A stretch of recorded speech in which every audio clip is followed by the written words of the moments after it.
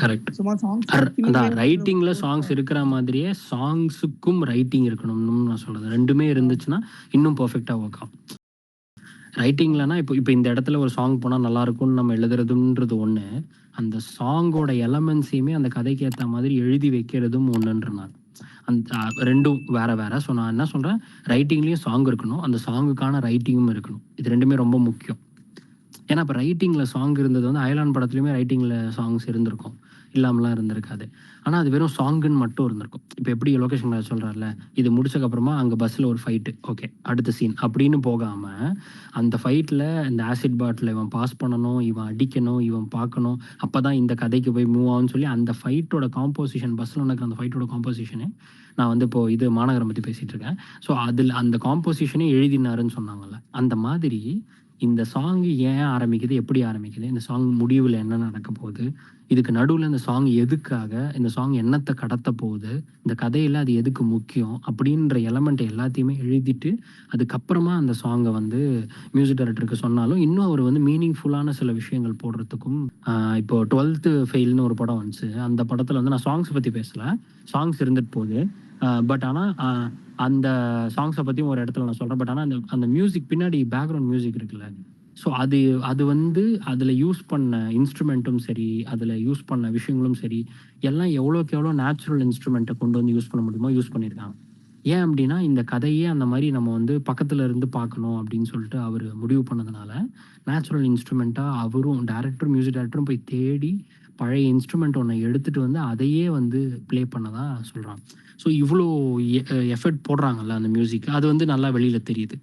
அதே மாதிரி அந்த அந்த பர்டிகுலர் ஒரே ஒரு ஹம் ஒன்று பண்ணுவாங்க அந்த ஹீரோயின், அதுதான் அவங்க ஹம் பண்ணக்கப்புறமா படத்தில் எண்டு வரைக்குமே அதை வந்து ஒரு பேக்ரவுண்ட் மியூசிக்காக யூஸ் பண்ணிக்கிட்டே இருப்பாங்க. அவங்க ஒரு பாட்டு மாதிரி பாடியிருப்பாங்க.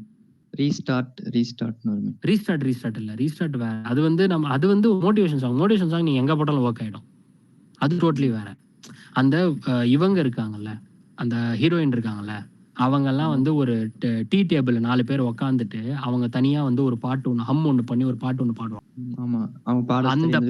அந்த பாட்டோட ஹம்மிங் தான் நமக்கு கடைசி வரைக்கும் எமோஷனல் சீக்வன்ஸ் எல்லாத்துலயுமே வந்து பிஜிஎம்மா யூஸ் பண்ணிருப்பாங்க. அவங்க பாடினதுக்கு அப்புறம் அது வரைக்கும் வேற சில பிஜிஎம்ஸ் இருக்கும். அவங்க பாடினதுக்கு அப்புறம் அந்த ஹம்மிங்கே நிறைய வாட்டி நம்ம அந்த படத்தோட ஃபீலிங்கே அதை யூஸ் பண்ணிருப்போம். அது வந்து செமையா ஒர்க் ஆகும். இந்த ரீஸ்டார்ட்ன்றது வந்து அது டிபிக்கல் ஹிந்தியோட இந்த மோட்டிவேஷனல் சாங் மாதிரி தான், ஆல் இஸ் வெல் மாதிரி.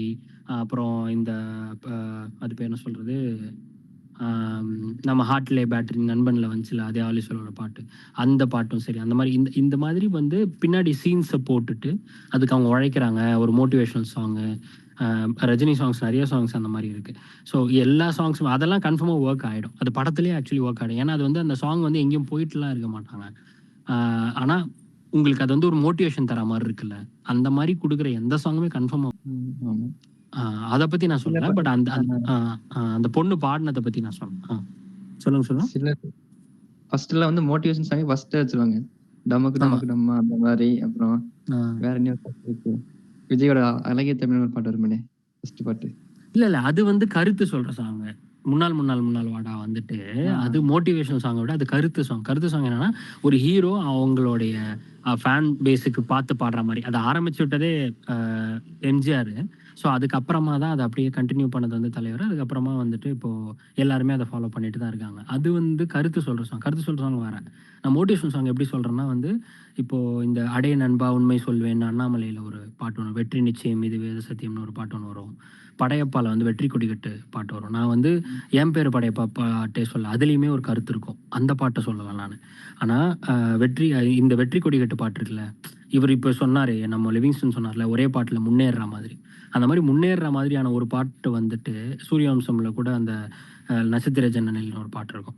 ஸோ அந்த மாதிரி பாட்டுகள்லாம் வந்து கன்ஃபார்மாக ஆடியன்ஸை ரீச் ஆகும். ஏன் அப்படின்னா அது நமக்கு ஒரு மோட்டிவேஷன் கொடுக்கும்.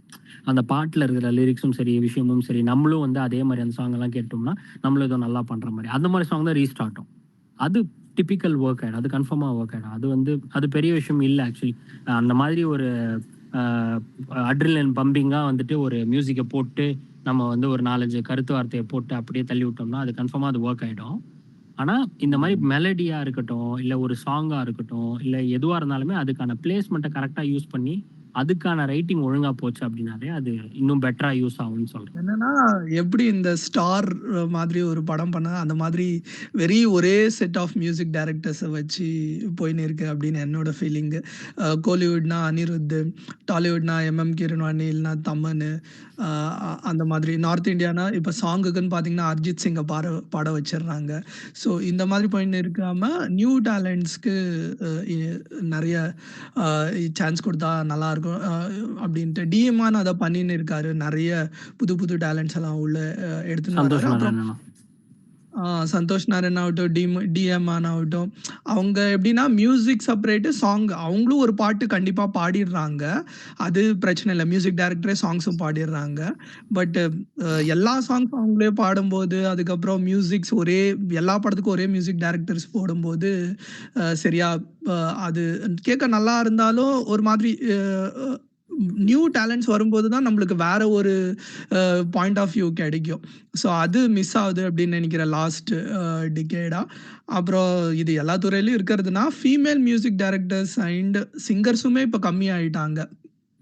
எல்லாமே மேல் அ போக ஆரம்பிச்சுடுறாங்க. ஃபீமேல் மியூசிக் டைரக்டர்னா எனக்கு தெரிஞ்சு லாஸ்ட்டா ஸ்ருதி ஹாசன் "உன்னை போல் ஒருவனுக்கு" போட்டாங்க அப்படின்னு நினைக்கிறேன். கேள்விப்பட்டேன். அது உண்மையா இல்லையான்னு தெரியல. ஸோ அவங்க சைடும் அதிகமா வரணும் அப்படின்ட்டு. அப்புறம் லிரிசிஸ்ட் இப்ப கம்மியாயிடுச்சு. எல்லாமே மியூசிக் டைரக்டரே எழுதக்கூட ஆரம்பிச்சுடுறாங்க. ஹீரோஸே எழுத ஆரம்பிச்சுடுறாங்க.